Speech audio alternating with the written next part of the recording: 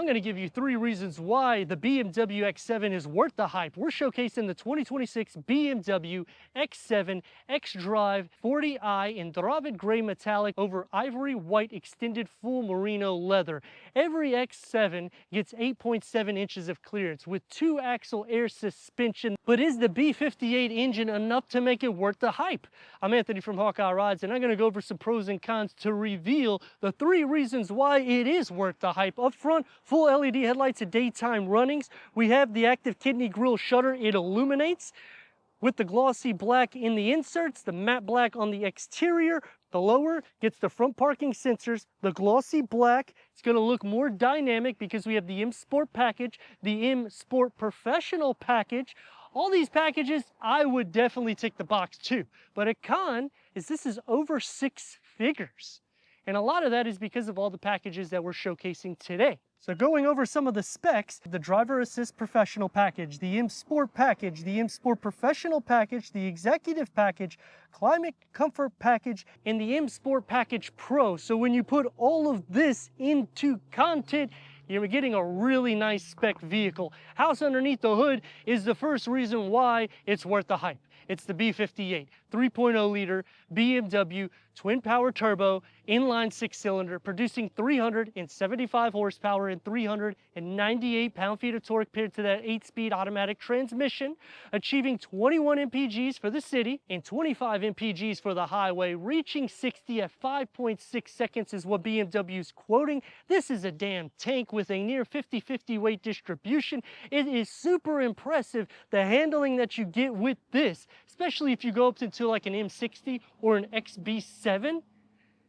This is one of the best in class with performance going that route, and going here, you're still with everybody in class. So if you're comparing it against Audi and Mercedes, you could tow up to 7,500 pounds. You got a payload up to 1,200 pounds. With these upgraded 21-inch wheels, we got the M brakes. That's going to house 4 pistons in the front, a single floating caliper in the rear in black with a 48-52 weight distribution. Now a con is that for 2027, we're getting an LCI, which is a mid-cycle refresh. So it's going to have some changes on the exterior, the wheel design, safety, technology, and some interior spec. And if I sound excited, it's because I am. Taking me to the second reason why it's worth the hype, because BMW actually cares about the engineering for the drive. Usually when you're getting these luxury vehicles, especially when they're long like this, like I said, a damn tank or a yacht on wheels, it's gonna feel boat happy, especially with the 2-axle air suspension that's standard, but that's not going to be the case because of the weight distribution of the vehicle. LED taillights is gonna be standard. The lower gets the dual exhaust that's exposed. Do you think it's worth the hype comparing this against the competition? I mean, hell, this is a box on wheels and BMW cares for dynamics. Drop a comment below which way you would go. Power liftgate going into 12.8 cubic feet behind the 3rd row. The nice thing about the X7 is you get the air suspension standard, and you can lower the suspension underneath the floor. Gets a ton of storage. With the privacy cover for the 2nd row, you get a 12-volt LED interior lights. To split fold the 2nd row, just push the buttons here, and it will adjust the seats down electronically, giving us 48.6 cubic feet of storage. And you can do the same thing for the 2nd row by just pulling these tabs. It's going to adjust the front seat, so you don't have to do any adjustments at all. That's going to electronically fold down the 2nd row, maxing cargo to 90.4 cubic feet of storage. But this is a B58. We need to go inside and start it up so you can hear that exhaust note. The key fob to the X7 xdrive40i.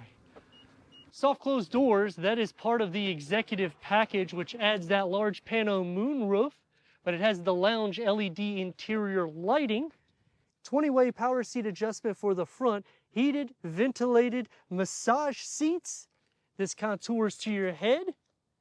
And the climate package adds the heated rear seats, memory for the driver and passenger, standard ambient lighting, the X7 badging that's going to illuminate. It's driver focused, but you have a ton of space. And that executive package adds the glass controls. Let's fire it up.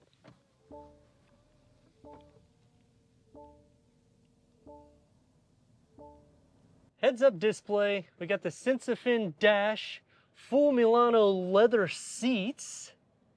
BMW's curved panel 2-screen layout with wireless Apple CarPlay, Android Auto, Sirius XM, AM, FM, streaming Bluetooth audio, Spotify. You could do Wi-Fi. It has a driver recorder, so you don't have to buy a dash cam. It will record all 4 corners up to 20 seconds.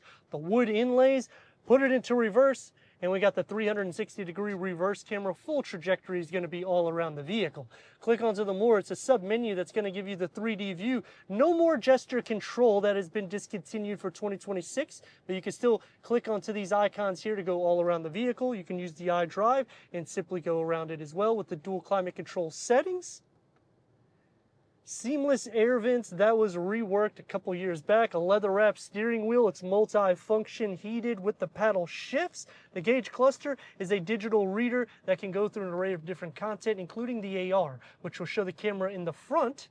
And you can change the whole layout here, so you can make it a little bit bigger or you can make it a little bit smaller. You can do the same thing for the heads-up display with the standard view, directional view, assistant view, sport view, reduced view. Now when you change the driving mode select, sport is going to get some red highlights. Comfort is going to change it to a blue. Eco Pro is going to coach you to get better MPGs, and those better MPGs is going to attribute to a plus on your MPGs here. Wood inlays is going to come through with a wireless charger. You get a 12-volt USB tucked here. These are heated and cooled cup holders. The wood comes around there with the ambient lighting. It's soft to touch, opens up into a medium-sized storage pocket with the USB port. You can also raise and lower the height. Leg room, it is sufficient for a tall person at 6'3". The same thing with headroom. The large panel goes all the way into the second row. The third row will have their own little moonroof with LED interior lights. Auto dimming rear view mirror with the home link. Dashboard and door panel can connect together with the Harman Kardon up top. It's going to be more sporty, and then it gets more plush where you need to rest your arms. One touch up and down for all the windows. The ambient lighting and wood trim comes into play with a long storage pocket and a beverage holder carved out with a storage pocket for the driver. For the second row, this is the opening that you have to fit 3 more occupants or 2 more with the cup holders and armrest down, and you'll have a little storage pocket right here. Dual climate control settings because of the comfort package with the heated rear seats, air vents, storage tray, USB-C with the 12-volt, more storage, more USB-C ports, and power sunshades, which you can control from all of the sides, including the top and the back. And power seats to go into this bench. It's a 4-way power seat adjustment. You get the air vent there on the side, plenty of leg room carved out, and the same thing with headroom. It's still comfortable even though this is a bench and not a captain seat configuration. Sliding into the center, the floor isn't completely flat, so you're going to share a little bit of feet space. It's a wide vehicle and it's a long vehicle, so I wouldn't really be concerned with butt, leg, shoulder space. Even knee space is more than enough. The ambient lighting is going to come here so you can see anything for charging, and headroom is still more than enough for me. For the third row, push the button and it's going to electronically move forward for you. Now it takes a little bit of time. This is definitely a con to me because even though I have over 6 figures and I'm wanting to buy a premium luxury performance SUV, I want it to go a little bit quicker. Now you can fit 2 more in the back pretty comfortably. You have cup holders and charging ports whenever you open this for the USB with your 5th climate control, heated 3rd row, and your own moonroof. Now check out this leg space whenever we push these seats back. It's going to hit my knees and it should index. It's not indexed, there it is. Now it goes up, so I'm pretty much cramped, but I still have a ton of space, and you can actually fit another occupant next to me. And the same thing with headroom, it's not bad, and I have my air vent here so I can stay cool in the heat of Florida. The B58. 5.6 seconds 0 to 60 is what BMW's quoting with 375 horsepower, rear axle steering, and it's already a near 50-50 weight distribution. Let's see what we got.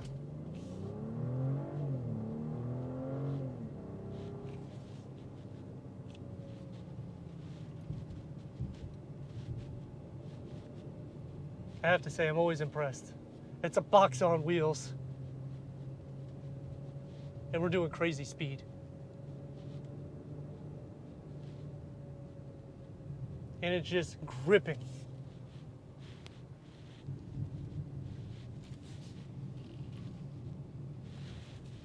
Look at the exit.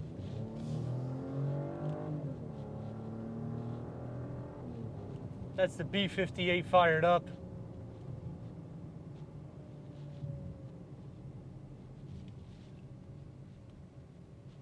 The brakes are more than what you need. So whether you're mashing on the gas or the brakes, it's taken care of. And this is a large SUV.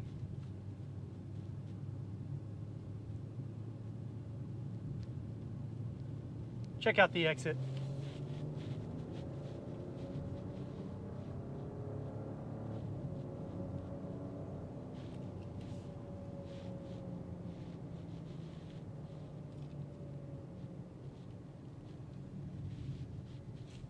The feedback on the steering is not going to be like a sports car. This is 8.7 inches of clearance with standard 2-axle air suspension.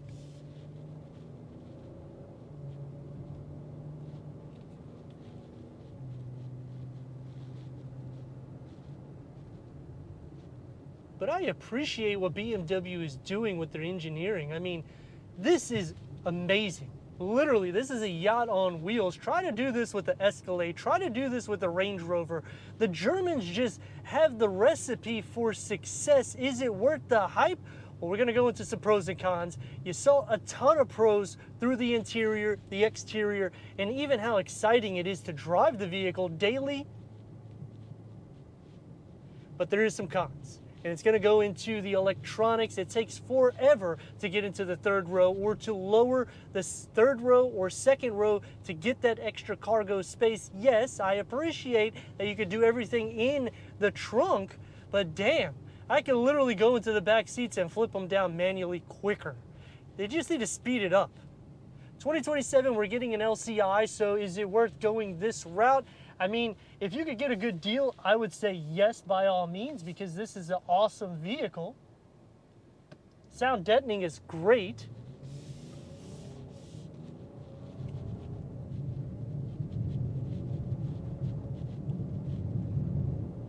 Upgraded wheels, you barely feel any of the imperfections, but then it goes back to the feedback. If you were to pop a tire, you're not going to feel it as much, which with this size of a vehicle, I'm not saying that it's dangerous because the dynamics is actually there for the vehicle, but it would be nice if you could feel it a little bit more so. It does have a little bit of weight to the vehicle, similar to kind of like an off-road vehicle. By all means, you're not going to be taking this really off-road. When you put it into EcoPro, the pedal does feel heavier, so that will make it feel not as dynamic. Putting it in comfort, it's going to drive the way you drive, and that's kind of the way I would do this particular vehicle. Because the B58, it does need to breathe a little bit. Putting it into sport mode is more engaged and a little bit more pleasurable, but when you're going light to light, you could do it in comfort. Some other cons is where the cup holders, it blocks your wireless charging pad, it blocks the USB-C port. Now they are heated and ventilated, which is a plus. The executive package adds the crystal knob, so I like that touch. Plus, you get the lounge LED for the pano moonroof. But some of these things I wish would trickle into a standard feature, because when you're at over an $80,000 MSRP and now we're over $100,000 with features, that's a lot to tick the box to. I like the seat comfort, very plush. The massage seat, definitely something I would tick the box to.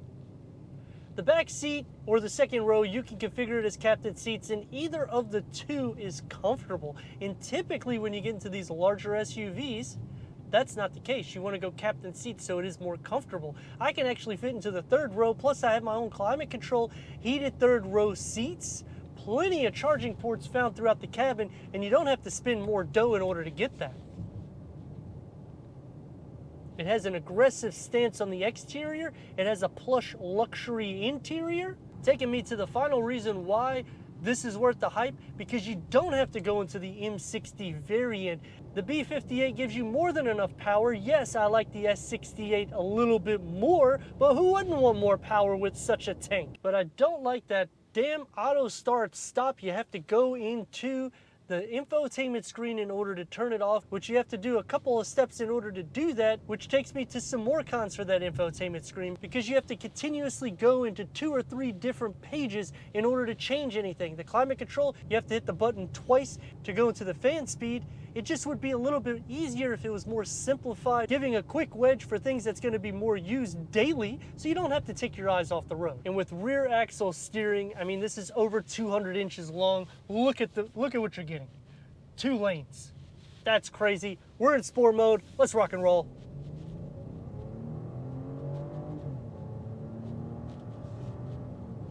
The B58 unleashed. And I still feel confident in the drive, and I'm encased with luxury. But let me know if you think it's worth the hype in the comments, and if you're new to the channel, consider subscribing. Check out this next video right here, and I'd like to thank BMW Wesley Chapel